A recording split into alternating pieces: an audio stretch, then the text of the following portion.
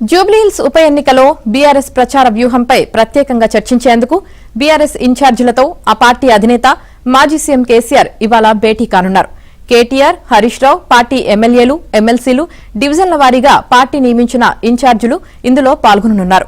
ఈ ఉప ఎన్నిక ప్రచారానికి కేసీఆర్ స్టార్ క్యాంపెయినర్ కూడా కావడంతో బీఆర్ఎస్ అభ్యర్థి మాగంటి సునీత గెలిపే లక్ష్యంగా ప్రచారంలో ఆయన నేరుగా పాల్గొంటారని సమాచారం.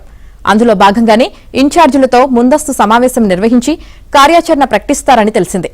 జూబ్లీహిల్స్ అసెంబ్లీ నియోజకవర్గం పరిధిలో ప్రచార వ్యూహం, రోడ్ షోలు, ఓటర్లను ప్రసన్నం చేసుకునేందుకు ఇంటింటి ప్రచారం, ఇతర అంశాలపై గులాబీ బాస్ పార్టీ శ్రేణులకు దిశానిర్దేశం చేయనున్నట్లు తెలుస్తోంది.